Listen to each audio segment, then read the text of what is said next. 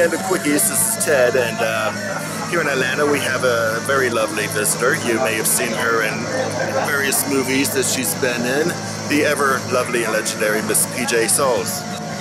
Hi, and I guess I should say totally hi. Everyone will know who I am. Yes, so PJ, what got you into acting in the first place?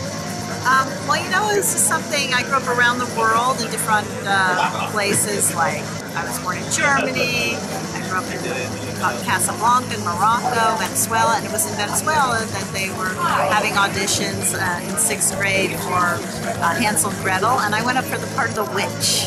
And I got it, and ever since then I've just had the acting bug, and it was just really exciting. But having grown up in these foreign places, and I went to high school in Brussels and Belgium, it wasn't something that I ever thought that you could do for a living, so it was just kind of a fantasy thing and a sort of a little hobby of mine.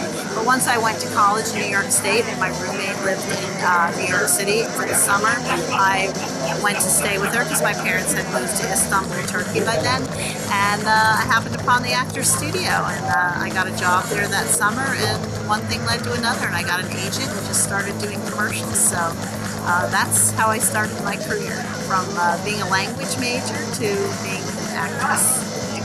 So what's been your favorite role so far, and why? I would have to say Riff Randall, Rock and Roll High School. Mainly because I knew it was going to be my last teenage role, and also getting to work with the Ramones, and obviously we didn't know then the kind of cult status that they were going to have, but and the film itself becoming a cult film.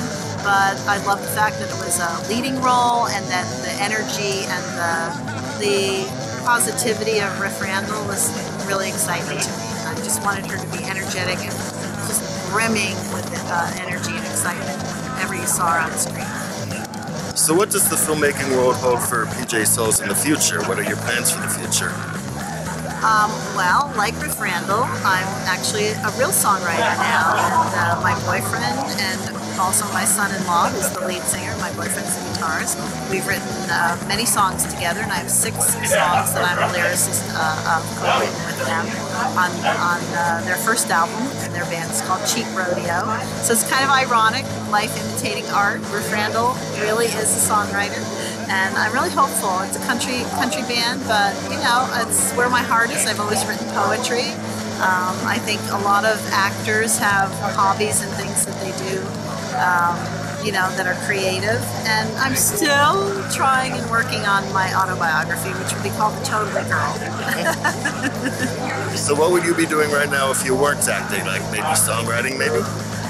Definitely. I would put a lot more energy into probably songwriting and trying to, you know, possibly get songs placed in movies and TV, because that seems to be the direction of where, you know, these bands are trying to get to, because it's harder nowadays for them to make money selling CDs and albums. It's all about performing, t-shirts and everything else. But because of the nature of social media has changed the name of the game for bands. But definitely maybe trying even to work with other people and other artists. So maybe I'd move to Nashville. Oh my God.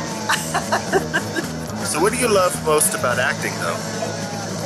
I've always just loved playing other people, and most especially, as it has turned out, I guess American teenage girls, because having, again, like I said, grown up around the world, I always admired the girls that would come in for a couple of years from Texas or Peoria, Illinois for like Union Carbide or Caterpillar or oil company, especially when I lived in Venezuela, because I never had an opportunity to actually live in the States growing up.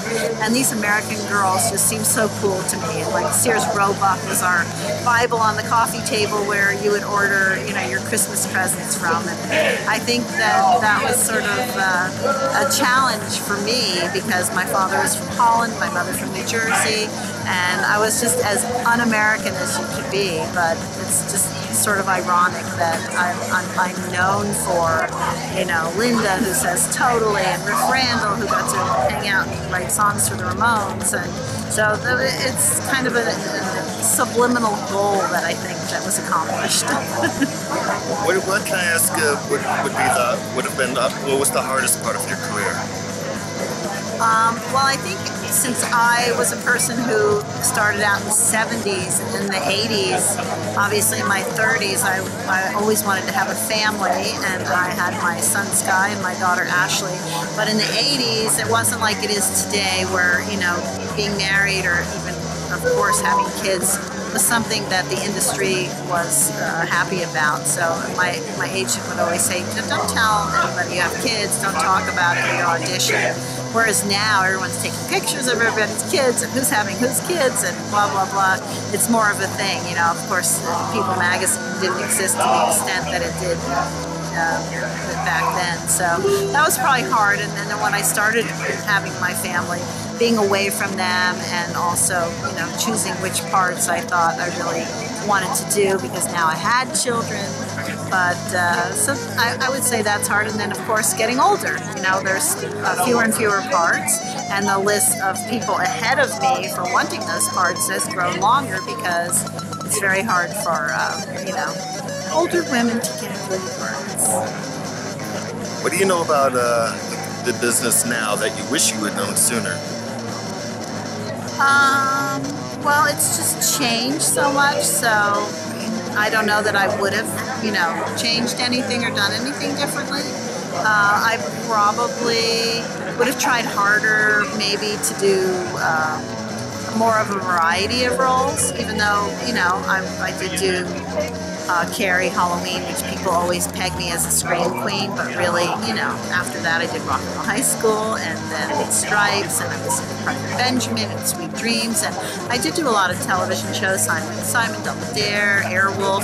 So I've managed to have a pretty rounded career, but I think I would have maybe tried harder to get after Stripes more of a leading role to kind of catapult me to the next category. I was offered after Stripes the part in Splash, but Brian Grazer gave me the script and said, if you can get this to Bill Murray, which I did, and he just flung it across the room at this restaurant that we were eating at, and he wouldn't read it because I told him it was a comedy. He said no, and after that he did Razor's Edge. So that would have been nice, you know, but I probably would have networked more and stayed in touch with Brian Grazer and people that were always hanging around and wanting, you know, to get something going, and then they finally did. But, you know, then they're going to use the A-list actors. So, speaking of actors, do you have any words of encouragement for those of us trying to get into the gig and trying to stay in? Well, definitely, like everybody has probably already told you, just stick with it. You know, don't make it your B plan, make it your A plan, because once something becomes your B plan, although I understand you have to earn money, so it is very difficult to not have a regular job while you're pursuing something as creative as acting. And I would say, you know, just try to get seen, and obviously YouTube is a wonderful place. I know actors put their reels on YouTube. It's amazing now that, you know, if somebody is looking for a particular type or somebody in particular, they'll just scroll through YouTube and check out people. It's a wonderful casting tool that we didn't have back then in the 70s and 80s. You know, there was a handful of us. Like if you were in Carrie, that opened the door, and your agent had no trouble getting you to an audition because, oh no, but she was one of the girls in Carrie. Okay, I'll see her. But a lot of people don't have that luxury. To be seen by a casting agent is the first step, and so you want to make sure that you're out there, and just to have the belief in yourself that this is something you really want to do and you're willing to sacrifice. Like my boyfriend, you know, he's never had a plan B, and he's really trying to make this work with cheap rodeo, and he got my son-in-law involved. But, you know, you probably don't have as luxurious a lifestyle as you might with a steady job and a 401k and a pension plan and all that. But if it's really something you want to do, it's going to make you happy in the end, and it might work out, and I hope it does. So, that said, what are you doing movie-wise now? Well, there is a movie called The Survivors, and again, because of Facebook, I was asked to come and meet with William Butler, and I did, and it's supposedly a story about a group of the Scream Queens, of us victims, who I guess now that we're older, we're going to seek revenge. So I'm not quite sure what the story is going to be. He's working on the script, and once the script is finished, he's going to let us all take a look at it. Hopefully I will have a very big part. Hello, William Butler. But whatever the part is, it seems like it will be fun. So that's on board, and I get asked all the time to do small parts and little things, but you know, I pick and choose. So any parting words for the peeps out there? Just pursue your dreams, stay healthy, always, you know, family first, and do something that other people will admire and appreciate, but the first person to please is yourself. So do good work. All right, ladies and gentlemen, the totally legendary and lovely PJ Souls. This is Ted. And PJ. This is Quickies. We really are together. Have a lovely day. See you soon. Totally.